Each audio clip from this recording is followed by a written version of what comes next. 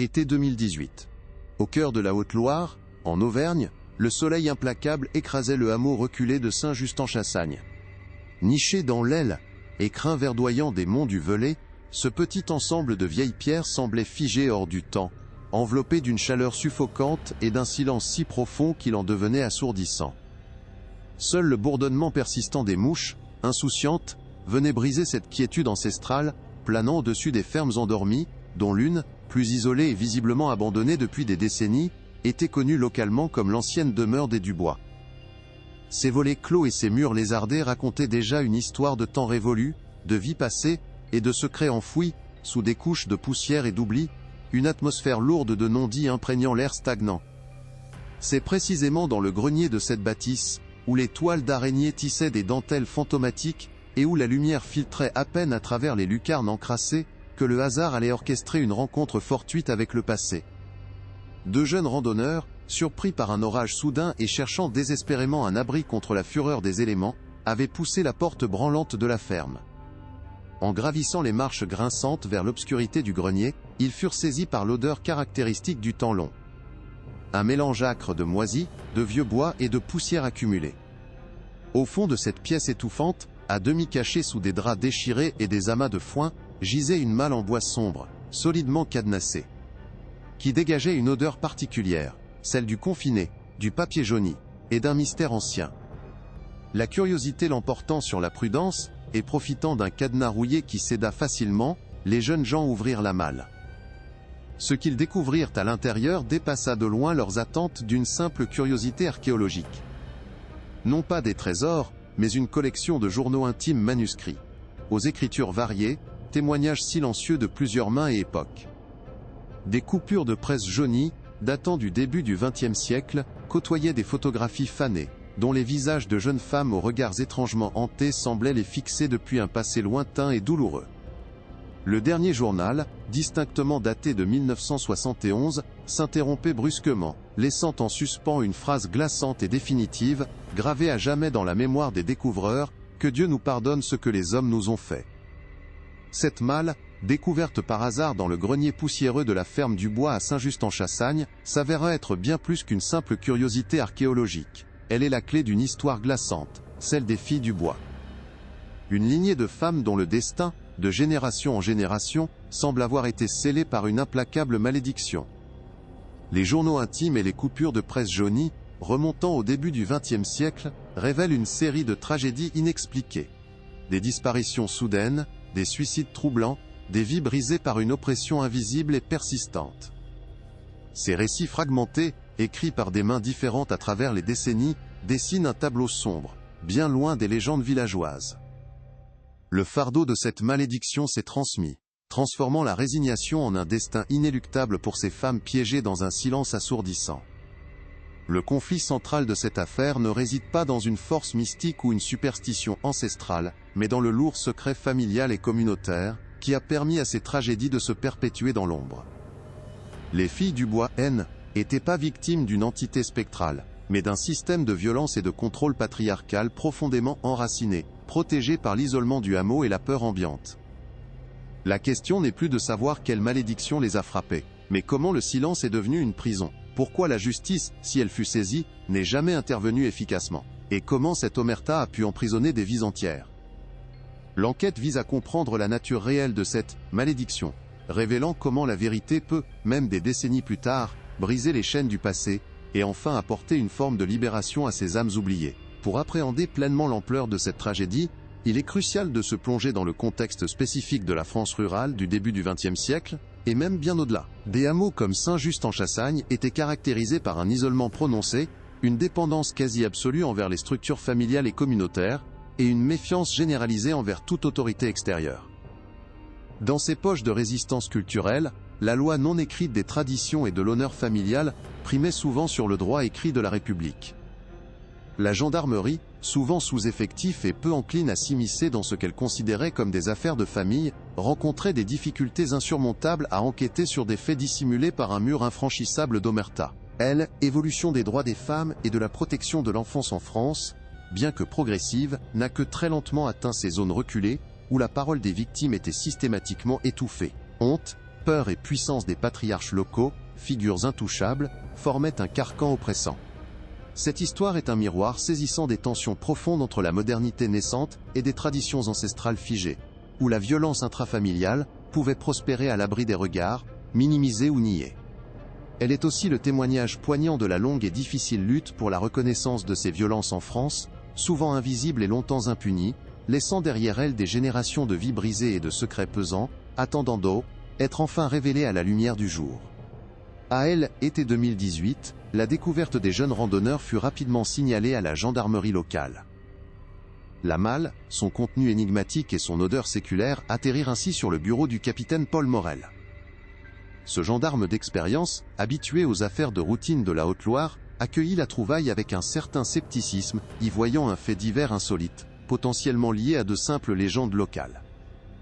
Mais la jeune historienne Élise Roche, alertée par la brigade en raison de son expertise sur le patrimoine régional, fut immédiatement saisie par la force des écrits. Plongée dans les journaux de Marguerite et Jeanne Dubois, elle pressentit d'emblée qu'elle tenait entre ses mains bien plus que de simples reliques du passé, les premières clés d'une histoire oubliée, lourde de non-dits. Son empathie naturelle pour ces voix silencieuses la poussa à ignorer le doute initial du capitaine, la convainquant de la nécessité d'une investigation approfondie. Élise entreprit alors un travail de fourmi croisant les bribes d'informations glanées dans les journaux intimes avec les archives locales. Les registres des états civils de Saint-Just-en-Chassagne, les registres paroissiaux jaunis par le temps, et les vieilles coupures de presse régionales devinrent ses principaux alliés. Chaque nom, chaque date mentionnée par Marguerite ou Jeanne, était scrupuleusement vérifiée. Les premières coïncidences troublantes ne tardèrent pas à apparaître. Des décès classés accidentels dans les registres officiels, des disparitions non élucidées, des déménagements soudains de jeunes femmes, tous ces événements semblaient étrangement concorder avec les périodes et les drames esquissés dans les écrits des Dubois. Une image plus sombre se dessinait, contredisant le calme apparent des archives administratives. Ces documents officiels, si objectifs en apparence, masquaient en réalité une vérité bien plus complexe et tragique, enfouie sous le poids des conventions et des silences. Étape suivante mena Élise au cœur même du hameau, là où l'histoire des Dubois était déroulée.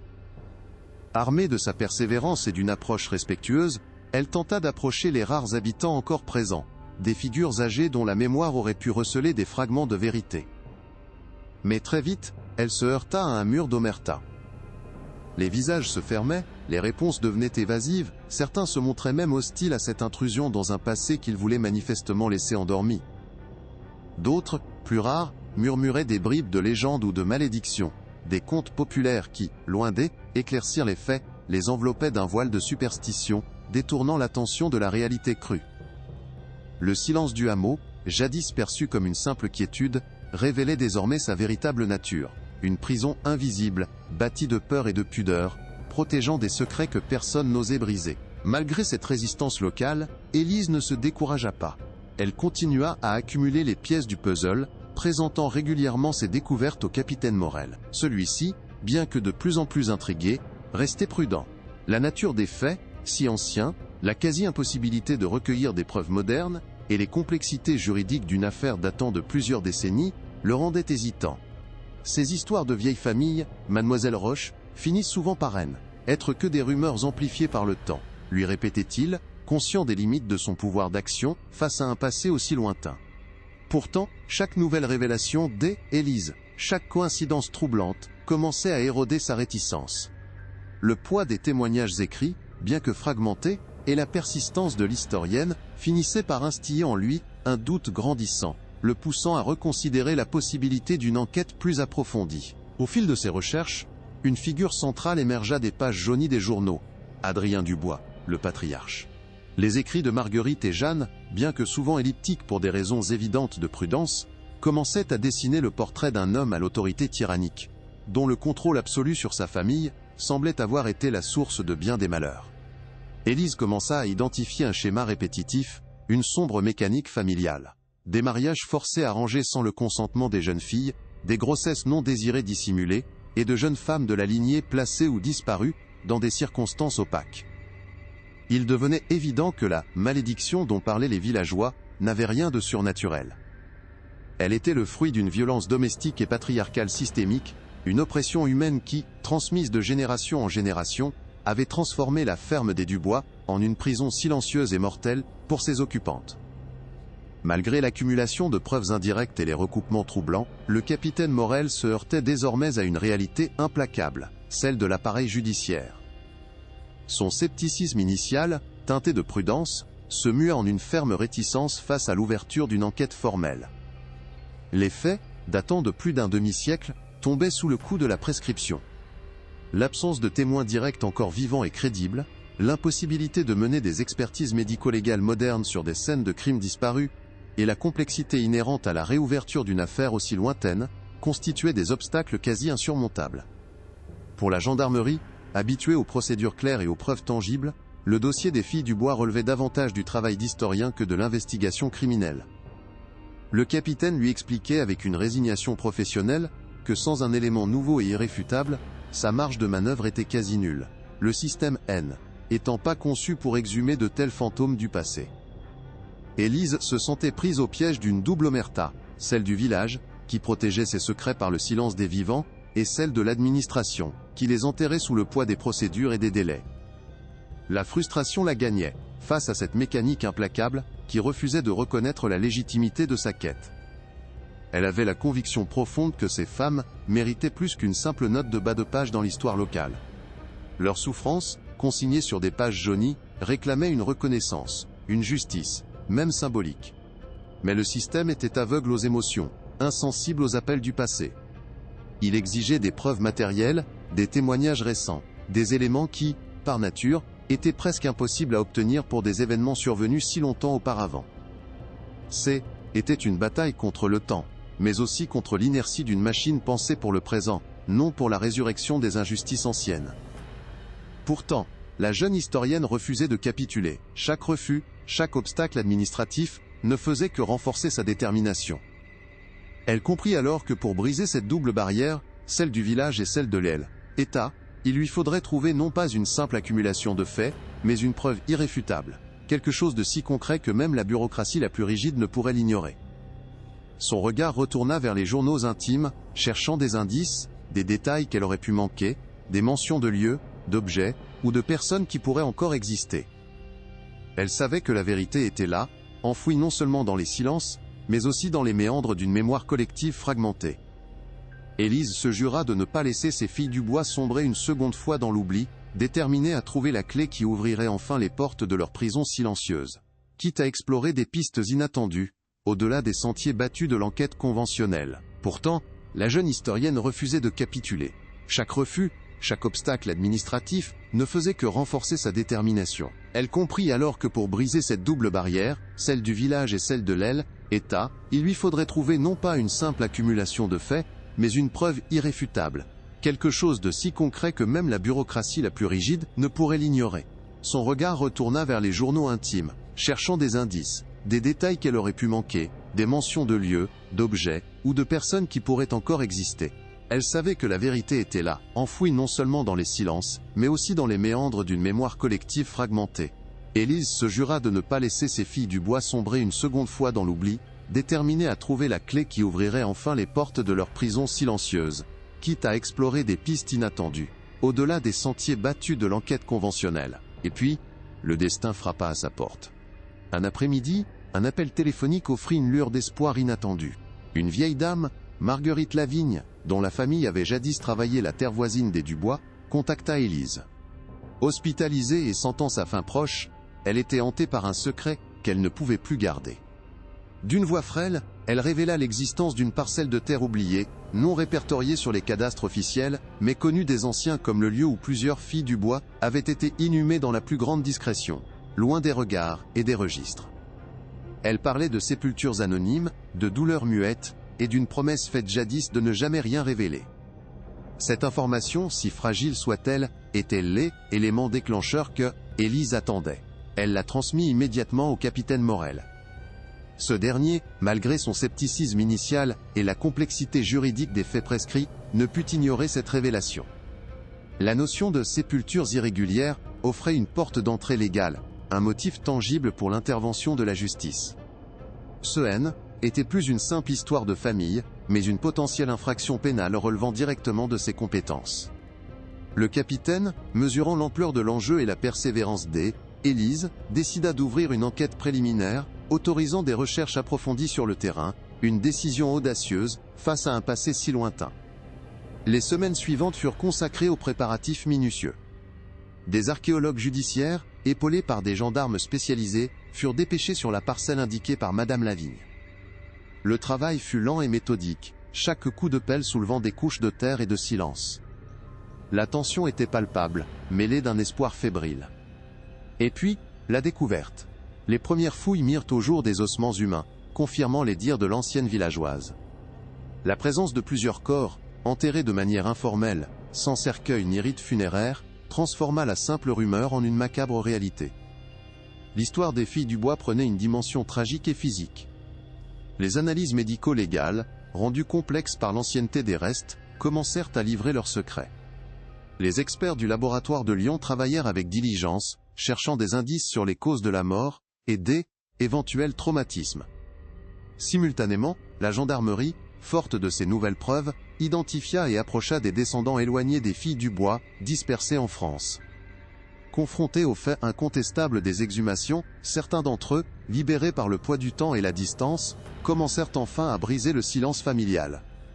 Ils révélèrent des récits de violences physiques et psychologiques, de mariages arrangés et de disparitions forcées, des vérités longtemps étouffées par la honte et la peur. Le printemps 2019 apporta, élément inattendu qui allait tout changer.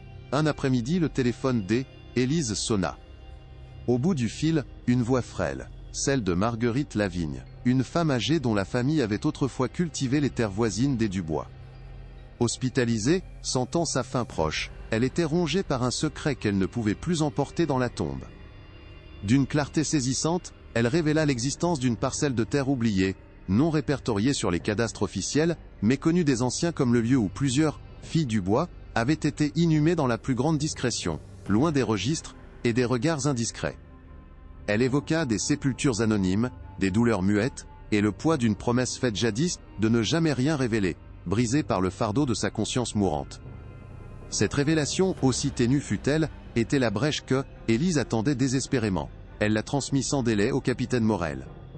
Ce dernier, malgré son scepticisme initial, face à des faits prescrits par le temps, et la complexité juridique inhérente au dossier ancien, ne put ignorer la gravité de cette information. La notion de sépultures irrégulières offrait une porte d'entrée légale incontestable, un motif tangible et actuel, pour une intervention judiciaire. Il ne s'agissait plus d'une simple histoire de famille lointaine, mais d'une potentielle infraction pénale, relevant directement de ses compétences de gendarme. Mesurant l'ampleur de l'enjeu et la détermination d'Élise, le capitaine prit alors une décision audacieuse. Il ouvrit une enquête préliminaire, autorisant des recherches approfondies sur le terrain, une initiative rare face à un passé si lointain. Les semaines qui suivirent furent consacrées à des préparatifs minutieux.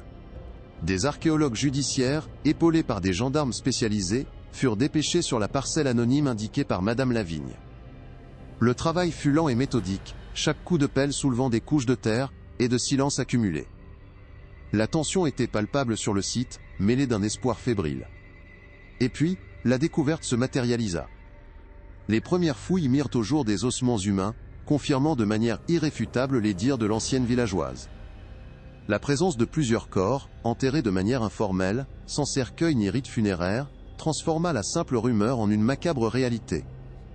L'histoire des filles du bois prenait désormais une dimension tragique et physique, sortant enfin de l'ombre des légendes. La discrétion initiale, entourant la découverte des corps à Saint-Just-en-Chassagne, ne pouvait durer. Malgré les efforts pour contenir l'information, la nouvelle, macabre et inattendue dans la quiétude de la Haute-Loire, filtra inévitablement. C'est d'abord la presse régionale, notamment des titres comme Astérisque la montagne, qui s'empara du sujet. Les premiers articles prudents évoquaient une découverte mystérieuse et les recherches en cours menées par la gendarmerie. Le choc fut immédiat au sein de la population locale, incrédule face à l'ampleur potentielle de l'affaire. Comment un tel drame, enfoui sous des décennies de silence, avait-il pu se produire au cœur de leur campagne paisible? Élise Roche et le capitaine Morel se retrouvèrent, malgré eux, au centre de cette narration émergente, leur nom associé à ce qui ressemblait de plus en plus à un pan oublié de l'histoire régionale. La curiosité publique était piquée. L'émotion commençait à monter. À mesure que les analyses médico-légales commençaient à livrer leur sombre vérité, et que les premiers témoignages de descendants brisaient le mur de l'omerta, l'histoire des filles du bois dépassa les frontières régionales. Les grands quotidiens nationaux, de Astérisque Le Monde Astérisque à Astérisque Libération, ainsi que les chaînes d'information en continu, s'emparèrent du récit. Ce N était plus une simple découverte insolite, mais le potentiel dévoilement d'une série de crimes historiques, mettant en lumière la malédiction, sous un jour nouveau, celui de la violence systémique. Sociologues, historiens et juristes furent invités à commenter, contextualisant le phénomène de l'omerta en milieu rural et les failles institutionnelles de l'époque. Cette médiatisation croissante exerçait une pression significative sur les autorités, les incitant à une transparence accrue et à une investigation sans concession, quitte à remuer des décennies de poussière. Le drame des filles du bois résonnait profondément au sein de l'opinion publique française. Il touchait à des thèmes universels, et pourtant souvent tus, la violence intrafamiliale, le sort des femmes victimes, et l'oubli des injustices passées.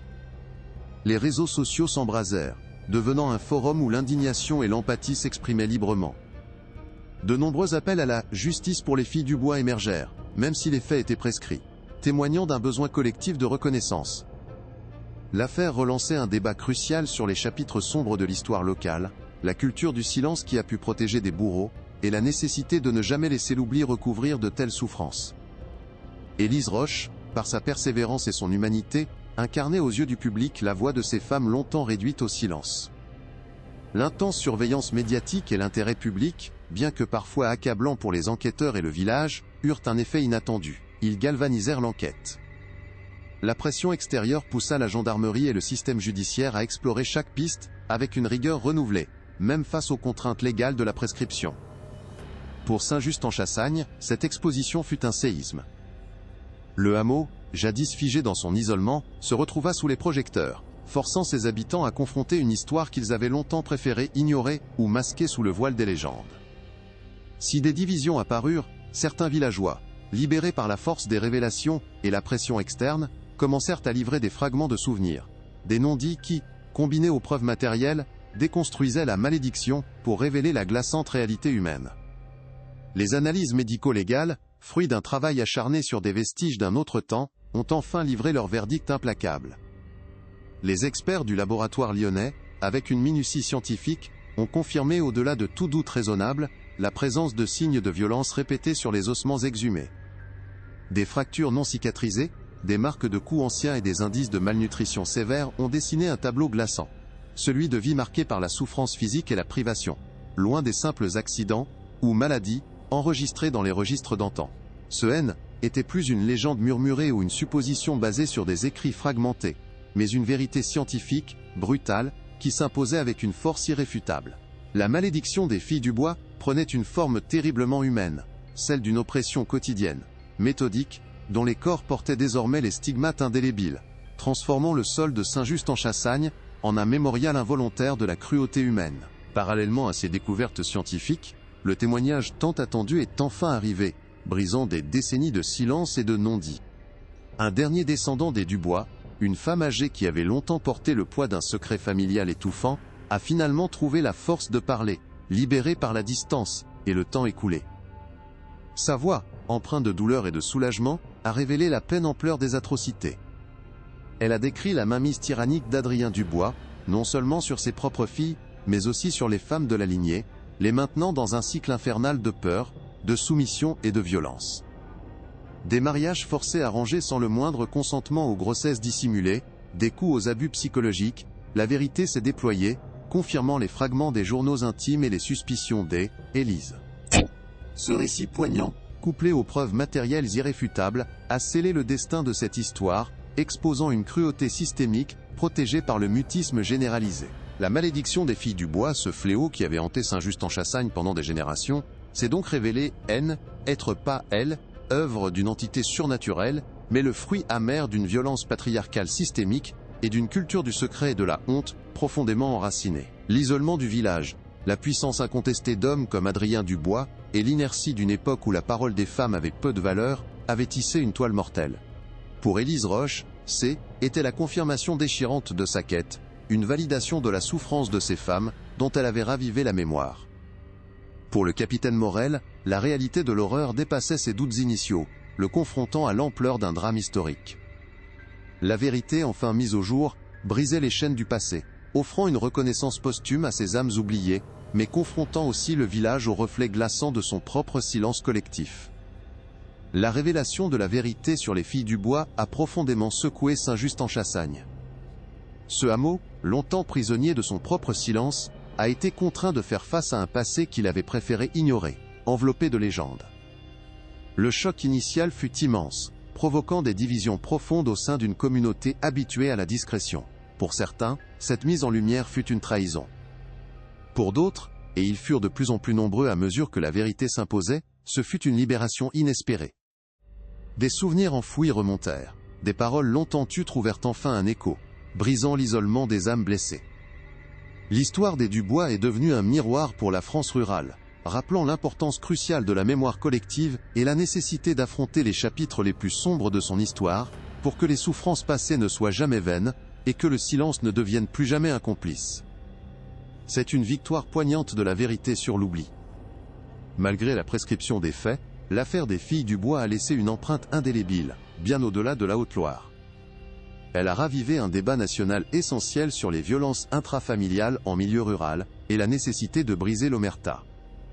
Sur le plan mémoriel, des initiatives locales envisagent, elles, érection d'une stèle, ou d'une plaque, près de l'ancienne ferme du bois. Un geste symbolique, fort pour honorer ces femmes, transformant ce lieu de tragédie en un espace de reconnaissance. Sur le plan légal, l'enquête a servi de cadet, étude pour la gendarmerie nationale. Elle a renforcé la formation des gendarmes sur la prise en charge des victimes de violences intrafamiliales, soulignant l'importance de ne plus jamais minimiser la parole des plus vulnérables, même face aux traditions. C'est une leçon que la France est appelée à retenir, pour que le passé ne se répète plus dans l'ombre. L'histoire des filles du bois, longtemps murée dans le silence, est enfin sortie de l'ombre, grâce à la persévérance d'O, Élise Roche, et au courage de ceux qui ont osé parler. C'est un rappel poignant que la vérité, même des décennies plus tard, a le pouvoir de libérer et d'honorer la mémoire des victimes. Leur destin tragique résonne comme un avertissement, nous invitant à rester vigilants face à toute forme d'oppression, et à ne jamais sous-estimer le poids du silence. Si ce récit vous a touché, et si la quête de justice pour ces femmes oubliées a trouvé un écho en vous, laissez un pouce bleu pour soutenir notre travail. Pour ne manquer aucune de nos enquêtes sur les mystères de l'histoire française, abonnez-vous à la chaîne et activez la cloche. Et si vous souhaitez plonger dans une autre histoire tout aussi captivante, découvrez notre prochaine vidéo.